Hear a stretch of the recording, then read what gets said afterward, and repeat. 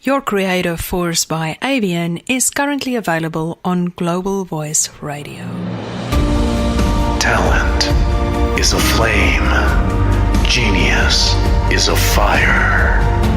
Broadcasting from the San Francisco Bay Area, the all-new all-hit show on creativity.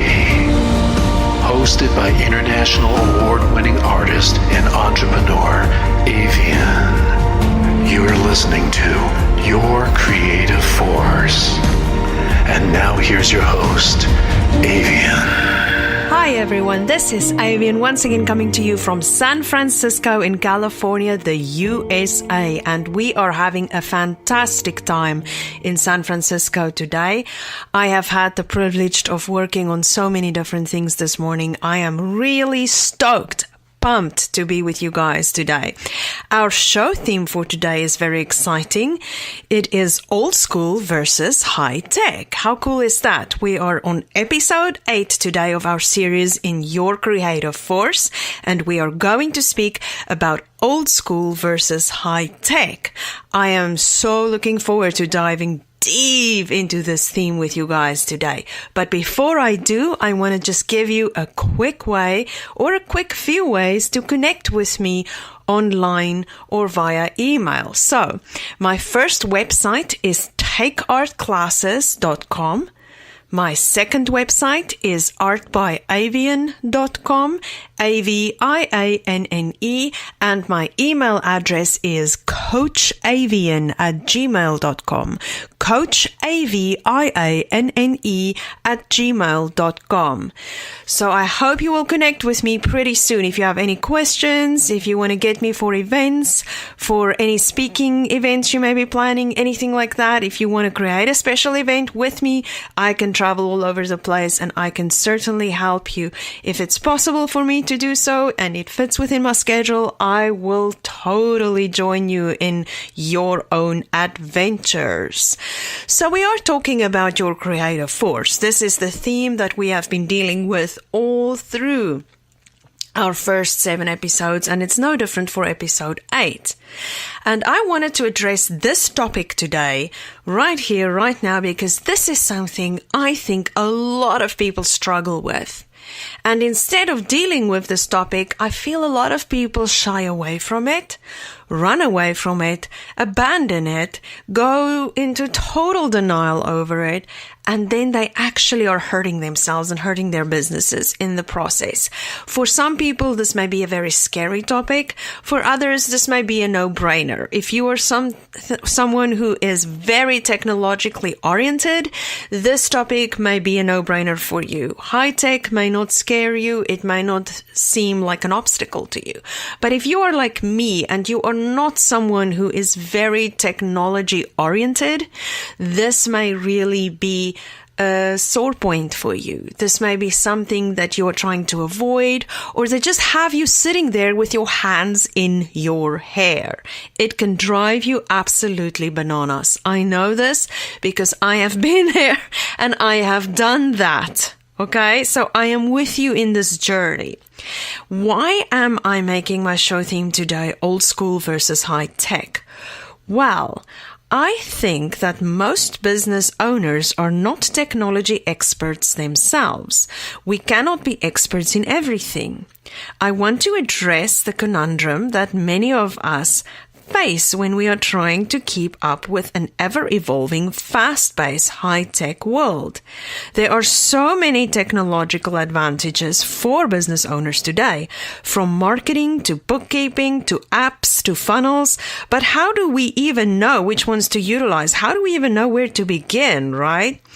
All of them are applicable to every situation. Maybe not. Maybe you don't need to know all the bells and whistles. Maybe you need to know some. We're going to look at that today. And if we are old school, how do we even begin to make sense of all the latest and greatest bells and whistles at our disposal?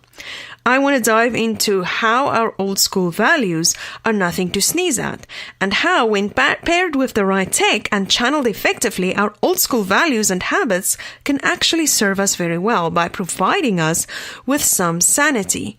curbing the overwhelm of technology. And right there, I feel I'm hitting the mark with something. I think a lot of times the reason why business owners don't embrace technology in their field, it's not just ignorance. It's not just because we are not aware of it. I think it is because we are scared of it. I think it feels overwhelming. It's always changing. And I get that. I know people who are experts in Google algorithms, who are experts in things like search engine optimization. And the thing they all tell me, even people who are experts in social media marketing, the thing they all keep telling me is that it is really tough to stay on top of the changes. Google constantly changes their algorithms. They constantly change how they actually make businesses visible, how they help businesses to market themselves, and how they rank businesses and why and how they do things on the back end. And if we are not technology experts, or if we are not people who are working with things like search engine optimization on a daily basis, we feel lost, we feel overwhelmed, and we sit with our hands in our hair. We may have created this beautiful website, this amazing, beautiful website, and it isn't doing anything for us because we simply don't have the time or the knowledge to stay on top of everything, right? I think this is a very common problem for a lot of business owners and a lot of entrepreneurs, is that when we create the business, we start running into technology issues. Our business may become really big and really clunky to deal with when it comes to technology. And if we don't have the latest and greatest tech to smooth things out and streamline things, we can really start getting into some serious issues. Websites taking too long to upload, things becoming updated, our websites can get hacked, and it can create an absolute nightmare for us. But I have good news for you. You do not have to be a technology guru. You do not have to be an expert in all these things. You don't even have to be an expert in any of them. And I'm going to get to that today. And I want to tell you something else. I just want to crack down on a big lie today. A lot of times we get told that our old school values are working against us. And I want to tell you that's not true. If you have good, solid, old school values, you do not have to throw the baby out with the bathwater when it comes to having technology help you in your business and streamline things for you in your business and make your business more profitable and more effective. You can still retain a lot of your old school values, and I'm going to give you examples and help you to understand that a little better today. There is no reason why you have to struggle or worry about this. If what we are doing and how we are doing things are actually working. This is something that is not unique to business owners and entrepreneurs. It is, once again, part of the human condition. We just tend to find things that work for us and then we stick to them. And more often than not, we don't question it. We don't reevaluate it. We're like, okay, well, this is working very well. I'm just going to keep doing this and I'm never going to revisit it because it's working. The problem we have today is that the world around us, it is changing really rapidly. Technology has enabled a lot of people to create internet-based businesses where they don't even have to speak to their clients. And if you are someone who has a business, a brick and mortar business, where you interact with clients one-on-one, you need to be aware of what your competition is doing out there and what kinds of bells and whistles you may wish to employ, because maybe one of the ways that you can actually sustain and expand your business far more effectively than building another brick and mortar location for yourself may be to expand it online. And if you are not aware of that, if you're not open to that, you may be missing out on something really amazing. So there is this balance between knowing what old school values are good and working and really healthy in your business, and which ones you need to ditch in favor of technology. But then you have this whole problem all over again of which technology do you actually embrace, right? Because there are literally thousands of different things that you can do out there. I look at some people's websites and they seem to be so up and with it and everything, and I kind of feel bad. I'm like, well, I don't have all these funnels in place yet. I don't have this massive online sales machine in place yet. How the heck am I going to pull all of this together? But you know what? I take a deep breath and I realize something. I do not have to know all of it. I do not have to be the person to do all of it. I think something that a lot of entrepreneurs and business owners, especially in the beginning of starting your business and then getting your business to build and gain traction, in the beginning, it's very difficult to know what you should pay attention to and what you should outsource. And outsourcing becomes important, but not just outsourcing, who to outsource to. And I just want to take a quick minute here to explain something to you. When you're dealing with technology, you have to realize that you're also dealing with something called cyber security. If you are dealing with technology in your business and you are capturing clients' information online, if you are using a computer for your business at all, which I'm hoping you do because you should by now at least be using a computer for your business, but you have to look at cybersecurity. You have to make sure that whatever apps, whatever programs, whatever technology you are using, that it is in fact up to date to actually protect your business. I have had someone attempt to hack my website and I was able to circumvent it because my security settings and the person I outsource my website and my cybersecurity to, he actually knows what he's doing. So he picked it up really fast and he could totally curb it and I was safe. See, that is one of the reasons you don't want to be doing all of these technology things yourself for your business either, because you are going to miss things. There are very, very intricate things that you need to understand about cybersecurity if you want to run a web-based business or if you want to capture clients' information, financial information, even online for them to be able to pay you online, right? You want to be sure that if you use any third-party services or sites, that you actually can take care of the security of your clients. This is a huge deal to people. Whenever a company has a major security breach or a hacking situation going on, they lose a lot of money and they lose clients because people don't want to do business with someone if they don't feel their information is kept safe. If they don't feel that that's a secure way of doing business. And these are things you really need to consider.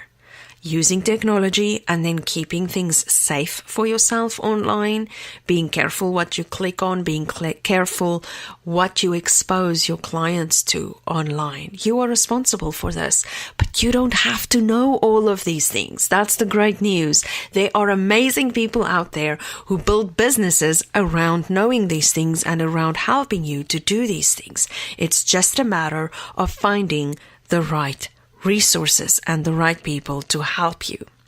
So the first thing we want to look at in more depth in part 1 of our show today is the conundrum that we face. Our dilemma as business owners is that we often have strong old school values and ways that may not seem compatible with the current trends and ways of doing business in our field. I already delved into that a little bit, and this is something that you need to figure out for yourself. I'm going to circle back to some information about this later, so let's move on. The internet and technology in our current post-industrial business environment have changed everything for us as business owners. We cannot ignore it. If I can ask you one thing, please do not be in denial over this. Businesses who ignore it don't usually last because they cannot keep up with the competition's competitive edge when it comes to utilizing technology.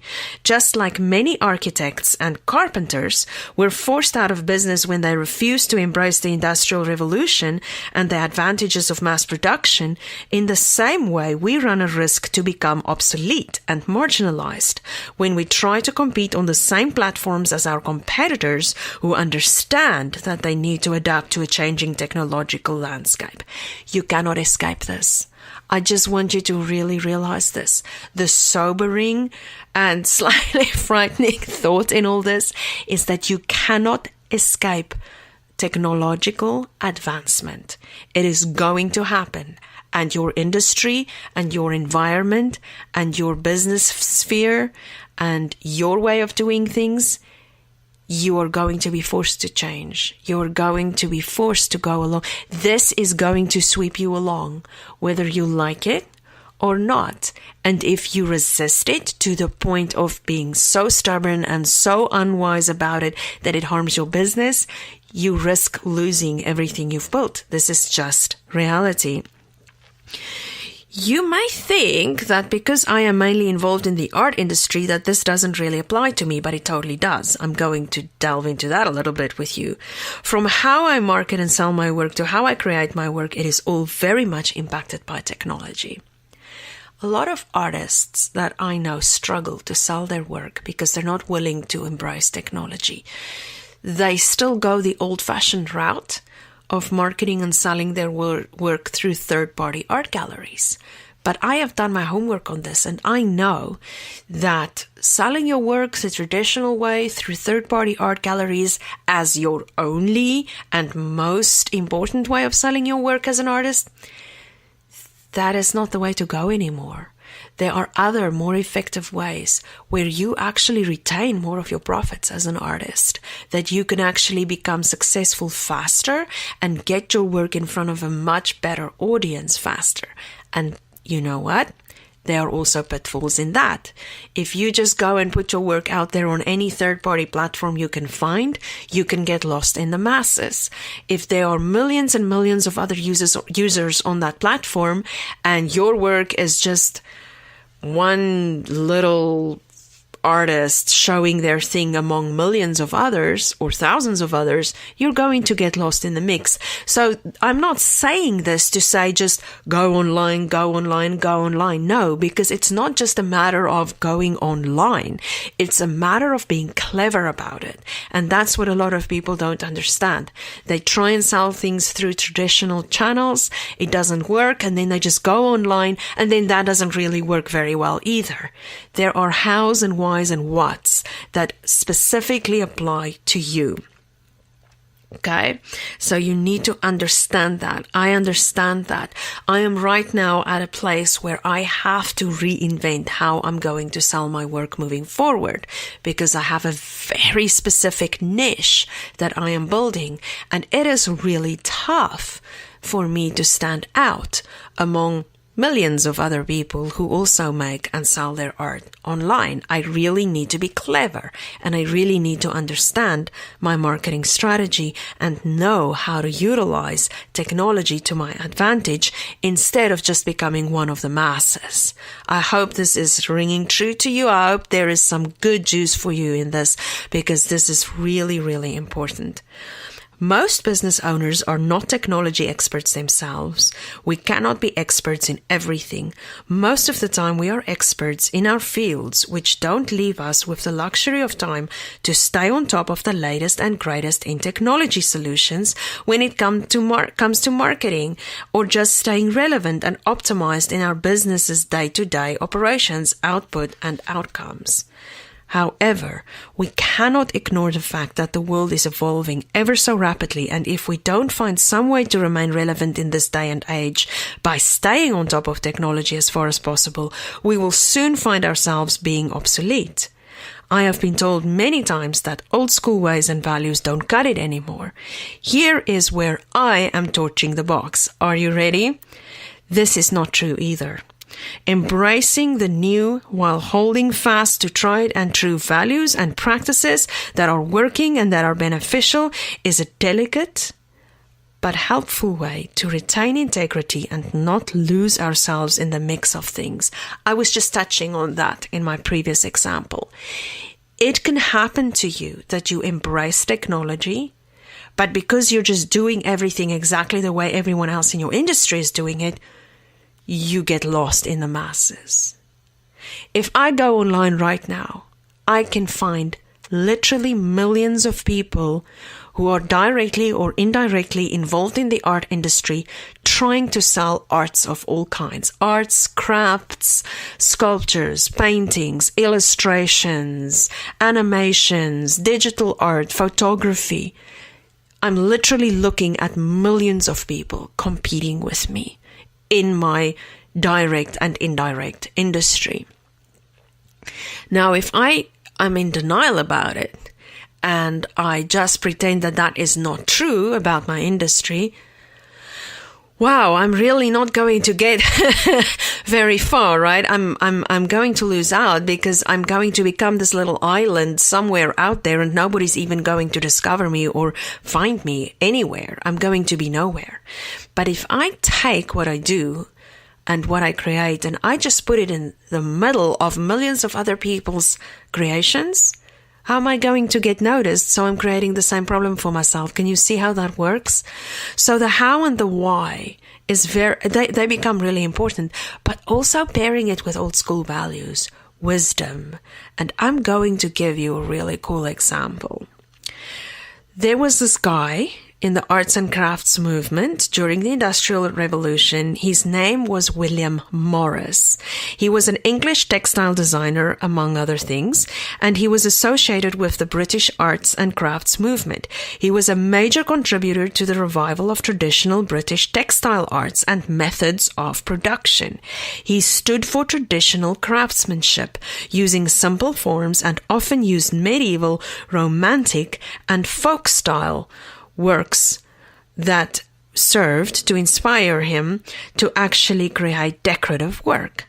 The arts and crafts movement advocated economic and social reform and was, get this, essentially anti-industrial. Here's the interesting thing that William Morris did, and I wonder how many people really realize this in business. William Morris did something very advanced, very clever in how he marketed himself. The Industrial Revolution really hurt artists because suddenly artists who took months and months to create an art piece, or like, furniture designers, they took months and months to create a chair or a bench if they wanted to do a really great job. From designing it to doing it by hand to putting it out there could take weeks or months, right? So the Industrial Revolution came and everything was starting to be more mass-produced. But William Morris was frustrated with this because he saw that quality was lacking. The beautiful, intricate, hand-created designs and the old-school ways of being really proud of one's work and really putting so much effort and detail and excellence into one's work, some of that got lost in the mix of the Industrial Revolution. So he looked at this and he's like, I am going to use the Industrial Revolution to my advantage by placing myself into a niche market where I create things that counteract the Industrial Revolution, and I'm going to still retain the handmade excellence, quality, high-end thing that I am doing, that I am putting out there, and I am going to counteract this. And he was so clever, and he managed to survive, and he managed to actually preserve for us the excellence in textile design, the excellence in craftsmanship through creating the arts and crafts movement. And he was also about elevating the artist and the craftsman and actually showing respect and retaining the dignity. So instead of placing craftsmen and artists in factories where they were often mistreated and not paid very well and just basically exploited for their ability to create, what William Morris did was he actually gave them some honor and dignity. Can you see how he did that? Very, very clever way of dealing with this. William Morris created things that were one of a kind and did not allow the Industrial Revolution to compromise his artistic integrity, producing quality over quantity. If we can find ways to be very clever about how we create and sustain a business and how we keep up with changing times, we can actually go very far without feeling burned out with or buried under all the bells and whistles of technology. We can use some technology to curb much of the frustration of trying to keep up with everyone and everything at all times. This concludes part 1 of our show today on old school values and high tech. And we are going to be back soon with part 2, where we will talk about how do we know what to do and what not to do when it comes to technology. The broadcast that sets you on a path of inspiration and fire. You're listening to Your Creative Force. And now we return to our show with Avianne. We're back with part 2 of our show today, old school versus high tech. That is our theme for today's show. And we are on episode 8. The very interesting thing that we need to look at and that we're going to look at in part 2 of our show today is how do we know what to do and what not to do when it comes to technology? When you are offered so many options, so many ways, so many different paths to achieve certain goals, and with technology, it's like we have the world at our feet. It's like we almost have unlimited ways and options and ideas and things floating around us all the time in business. How do we know what to say yes to? How do we know what to say no to? How do we know what kinds of technology to embrace and which ones may not be for us? I'm going to give you some quick tips, a little bit of advice maybe, or just getting you started in the right direction. I cannot speak for all industries, and I am not a business analyst or a financial advisor, so I cannot speak with the viewpoint of an expert in any of these areas, but I can give you some practical tips that I find are working for me. And before I do this, I need you to understand that what I am sharing with you is not just something I'm telling you, you could try this, you could try that. It's things that I do myself. I try to do these things myself. I am not successful completely yet in all these areas. A lot of this is a new journey for me also, because as my businesses are expanding and me being new in some of the entrepreneurial fields that I'm pursuing right now, I am learning as I'm going. So these are things that I am learning afresh, that I've known for a while, but I'm kind of learning them from a new angle, or things that I have come across in recent years that have really helped me and that are part of my journey. Nothing is ever set in stone. You have to understand that what works for me 100% may not work for you 100%. So these are just suggestions. And if you look at these and really consider these, I feel like you can come up with your own version of this that really, really would work for you and would make sense for you in your industry and in your business. So I'm going to start by telling you that one of the things you never have to lose sight, you never should lose sight of, is the fact that you are actually fighting for solutions in your industry. The reason people become entrepreneurs, the reason we become business owners, is because we are trying to provide someone with a service or a product. Right? We're trying to improve upon what is existing, or we just have a super passion for something and we want to put it in front of people and see if people like it and buy it and if we can earn a living with our passion. A huge part of that is solving industry-specific problems. I know what is going on in my industry that are creating things that are creating hiccups, things that customers don't like, things that are harmful to my industry and that are counterproductive, things that other artists do, things that other business people do, things that people do who may be starting an art academy like what I'm doing, but they're making honest mistakes, but they're making mistakes that can be avoided. They're making maybe too many small mistakes that they're not really tracking. They're not really paying attention. And I look at these and I go really deep and I look for the flaws and the gaps in my industry, because if I can solve those problems, chances are I'm going to create a niche, and I'm going to know which technologies I need to deploy to create my niche, sustain my niche, and then grow my niche in whichever direction I want to do so, right? So first we need to know our industry, and we need to identify gaps, flaws, and blind spots.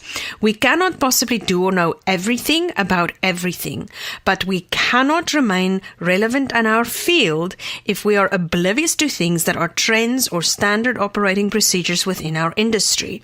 So you really first need to know your industry. You need to identify things that you think you can solve in your industry, but you also really need to make sure you've done your homework and that you know what it is that works in your industry, what it is that's not working in your industry, and what are those standard operating procedures that really are very much working in favor of any business person or any entrepreneur within your industry, because those are going to give you great clues as to next steps.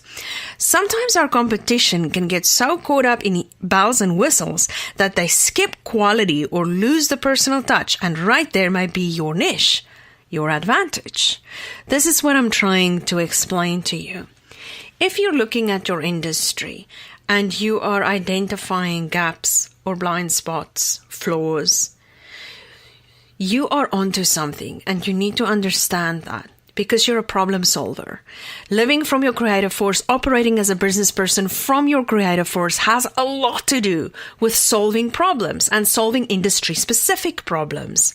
So, if you are clever, you can take a step back and you can really take a hard look at your industry, knowing where it lacks, being able to bridge those gaps and solve those problems, and at the same time being very, very aware of what is the standard operating procedures that work in your industry. From there, you can draw a business plan and a strategy that is actually going to get you somewhere. So you're not just a me too. We have this thing in Silicon Valley where I am that we call things a Me Too. A lot of people create Me Too products or Me Too services. It is like, okay, a lot of people sell cell phones. So if you open a store that sells cell phones, it's not really a super unique idea. It's kind of a Me Too idea. I'm doing it too, right? That's what we call it. Me Too. I'm doing it too. I'm doing this idea as well. But the secret, I think, the secret sauce in succeeding at your ideas and knowing how to embrace technology and retaining your old school values that are very, very important to you would be to not just do me too, I'm doing the same thing, right? But to do something different than the me too thing. Am I making sense? I hope I'm making sense. I'm going really fast. I want to pack so much into this for you guys. So, main thing, bottom line, instead of doing the Me Too thing, what you really need to do is create a niche. Do something that is a little different from your competition. Even if you're doing a similar kind of service, providing a similar kind of service, providing a similar kind of product, you need to really come up with a slightly different way of doing it. And I am right now working on doing that with my art, doing that with my art academy, doing that with my art gallery, and also creating content and creating resources for people that I am doing creative coaching for, people that I am teaching, people that I am walking a road with, not just for myself, but also to help others to find that secret source. Remember, we were talking about the secret source, the secret creative force, that thing inside of you that makes you tick, that passion, that needs to come forward. And that is something that is very unique to you. So that is the treasure that we are really after here. Now, also remember, we cannot escape technology, right? Eventually, the technology of the time will catch up with us. Eventually, it did catch up with even William Morris, who we were using as an example in the previous part of our show, to illustrate the idea of being innovative and counteracting the mainstream. But the invention that really put a lot of people out of business right around the Industrial Revolution, after Industrial Revolution, were things like the inventions that really put people out of business were things like the steam engine and the motor car. Think about it. Because if you have a steam engine and if you have a motor car, then guess what? You can actually get by without a horse. So what do you think happened to all the horse breeders once there were steam engines and once there were motor cars? Their business were severely affected, because if you don't have to drag things with a wagon all across the land, or you can quickly jump in a car to get somewhere and you don't need a horse, then obviously those industries, first, of course, we're talking about the steam engine during the Industrial Revolution, and then shortly thereafter, the invention of the motor car, right? That affected people's businesses. So the technologies do catch up. And even for William Morris, it did caught up. It did catch up. It catches up to us. We cannot escape it. I know artists today who are fantastic artists, but they don't have websites. They cannot operate email. And you know what? For all practical purposes, they don't exist. Nobody can buy their work. Nobody can find them. Nobody even know where they are or how to buy their work, because they're basically not found online. And this is a tragic maybe thing. I don't know. Maybe for some people it's a great thing, but it's a tragic thing for folks who are very old school, is that if you don't exist online today in the business world, you really don't exist at all. If people cannot find you online, if they cannot find your business online, if they cannot connect with your services online, unless you have such a high-end, such a niche market that you literally do not need an online presence for it. But if your bread and butter depend on the fact that you actually have an online presence and you don't, you're obsolete. Nobody's going to buy your stuff. Nobody's going to know that you exist, right? That is something that I see around me very much, and very sad, very, very sad. It's either going to make you completely at the mercy of other people to represent you, and they are going to take their fair share. I see artists being hired, but then they're underpaid severely, because whoever is hiring them, they are then taking responsibility for all the marketing of that artist and everything, and the artist loses out, right? That is how it works, unfortunately. So yes, you need to create a niche, and you need to buy yourself some time and play your strengths while you figure out how to adapt. That is something you can really do. If your industry is evolving very fast, very rapidly, and you cannot adjust fast enough to keep up, I don't want you to stress. Here's the good news, okay? You still have time to adapt. You still have time to make some changes. In the meantime, you can focus on the things that bring in the most revenue. You can focus on creating a niche market for yourself. A niche market is something that is kind of like an exclusive product, something that is out of the box, something that people really want or really need, but that is not part of mainstream, right? That is what a niche market really is. So, remember that the invention of the car put many horse breeders out of business, but we can create a niche. We can buy ourselves some time and play our strengths while we figure out how to adapt, right?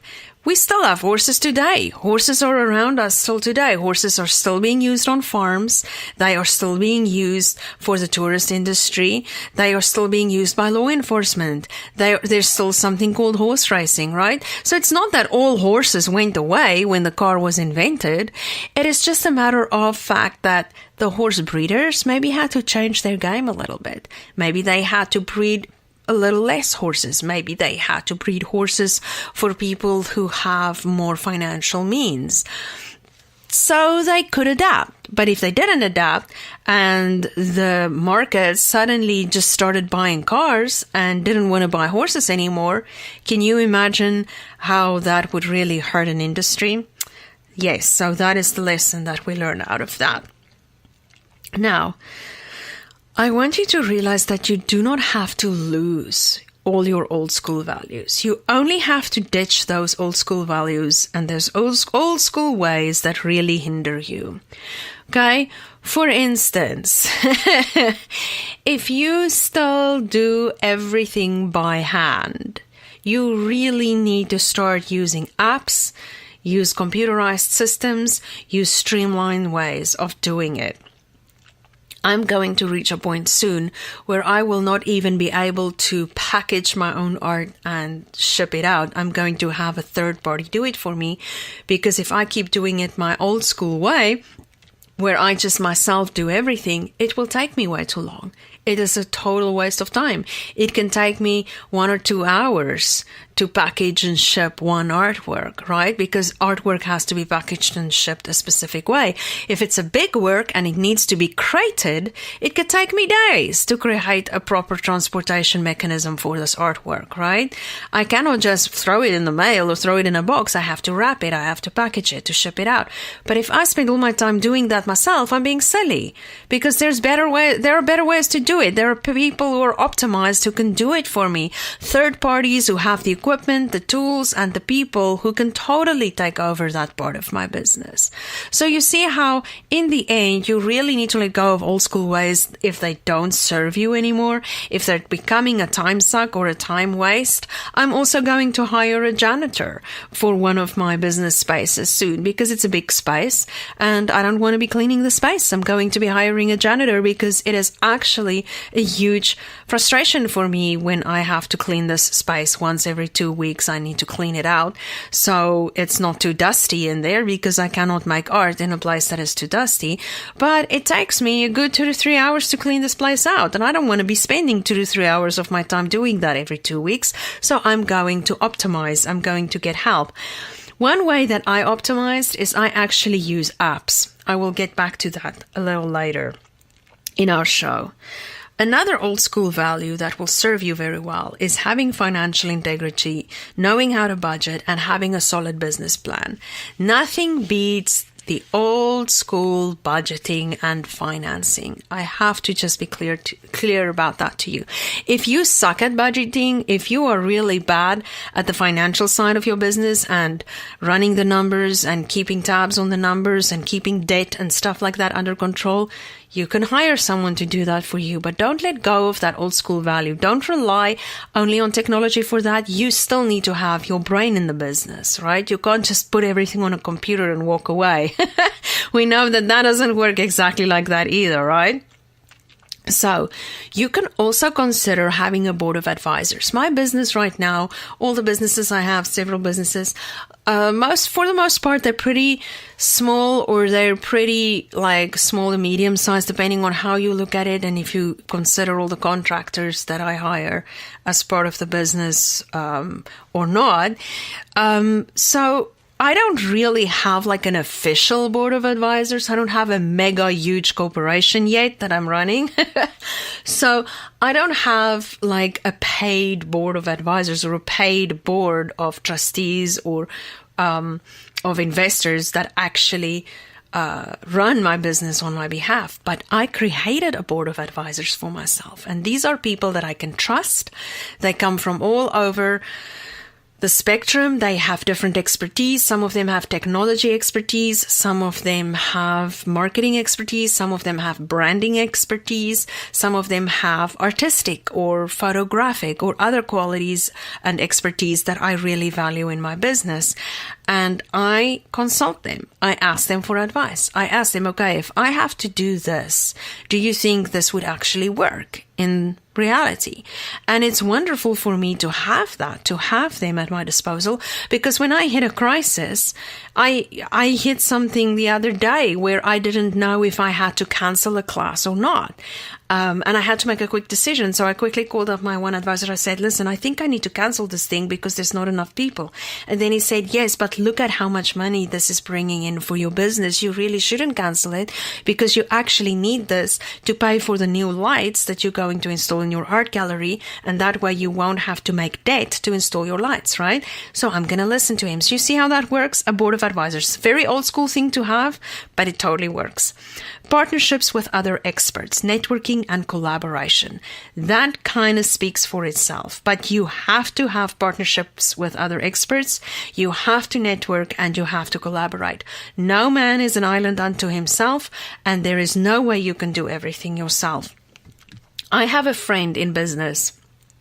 We'll call him Daniel for the sake of the argument. And Daniel is actually harming his business because from marketing to branding to running the website to doing the actual business to creating the actual product he sells to his online presence to every single part of his business, he's doing every single thing himself, and he's been doing so for many, many years. And you know what? He doesn't understand why his business isn't growing. And I've tried to tell him before, your business is struggling to grow because you are not outsourcing anything. You're trying to do everything yourself. And you know what's the truth, guys? Truth be told, we're not really good at everything. I can tell you right now, I would be lost without my accountant. I would be lost without my web guy. I would be lost without my branding expert. I would be lost without some of the teachers and instructors and board members that are part of how I do my business. I would be lost because I have blind spots. I'm not really great at everything. What I am good at, I'm really good at, right? But I am not great at everything, and most of us are not. And even if you're great at everything, you have only 24 hours in your day. You still need to eat. You still need to sleep. And there are other people that could do things better and faster. One of the things I'm doing right now is outsourcing some of the writing of my business, writing copy for my website, writing copy for courses that I do, because it's a lot of writing. I sat down a month ago and I had to write about 5,000 words of content for my website. It took me 3 days and it almost killed me. I could do it. I know my business better than anyone else, and I'm a pretty decent writer. I'm actually a better writer, I think, than what I am a speaker sometimes. So it wasn't hard for me to do it, but it was time consuming. It was draining. And I decided right there and then, you know what? The sooner I can get out of writing my own stuff, the sooner I can get out of this writing game, the better for me. So I am now finding different kinds of ways and different people that I can incorporate and say, hey, will you please write this piece for me? Would you please help me write this blog? Will you please go and do research for me on this topic so that I can include that specific topic in my art classes? Can you go and just check out this for me? Because you know what? I am reaching a point now where there are things I used to do myself, and I reach this point from time to time, and I have to start handing off things. My accountant is now going to start playing a bigger role in my business, because whereas I only needed his help once or twice a year, I am now probably looking at needing his help quarterly, and then pretty soon I'm probably looking at needing his help monthly, because it's just becoming too much. As my sales increase, as my client base increases, it's too much. I can't handle all of this anymore. And I'm probably soon looking at also changing some apps and changing some things I use on my computer just to make it easier and faster for me to get invoices out to clients, because the app I've been using up to now, it's too manual. I have to still retype too many things to send out invoices. So I'm looking at all that. Okay, so you have to understand that you aren't really great at everything, and you really do need experts in other fields. Okay, on that note, you do need in-person business meetings and client interactions. A lot of things work online these days, and I do business with people who live in other states, even with people who live in completely different countries from me.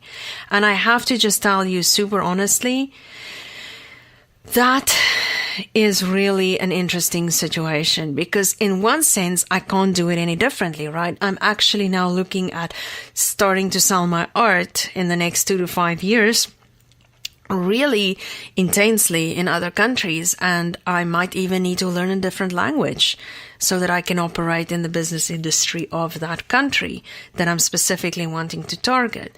But whatever the case may be, you can't always be face to face with people, but when you can, you have to try and do it. Here's why. Nothing beats interpersonal relationships and interpersonal interactions. The more you can react and act to people and with people and collaborate with people in person, the stronger that relationship is. If people see you face to face, they are just far more solid in how they perceive you and in trusting you. So even though it's a very old school thing to do in this day and age, maintain those in-person business meetings and client interactions whenever you have a chance. If you need to travel to the people you work with in other countries or other states from time to time, just so that you keep that personal touch. Very old school value, very, very important. You have to have clear goals and measurable achievements to make sure that you can actually sustain what you are looking to accomplish. And then you have to always go after your industry-specific trade secrets and knowledge. You also have to pair your old school values with technology. Start with 2 changes at first. 2. Okay, start with 2. For instance, if you've never been on social media, get a Facebook account, get a Twitter account to get the word out about your business. Okay, you don't have to do major technological changes all at once. You can start with simple ones. If you learn to use social media, it would be a great way for you to overcome your fear of technology. And you may find that you actually enjoy it. Okay, it will take time to train your employees. You may need to create a new division for your business to solve certain problems that you are dealing with until you can get everyone else trained, right? Then you have to keep partnering with experts in tech and marketing who can advise you and take over some of those tasks on your behalf. I'm actually now starting to look into having a third party take over my social media interactions because social media is becoming a time suck for me, right?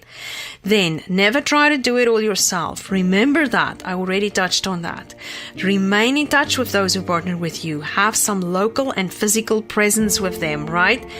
Make sure that you put yourself in front of people, in-person business meetings, in-person client interactions. Nothing beats one-on-one consulting and relationships. Remember that.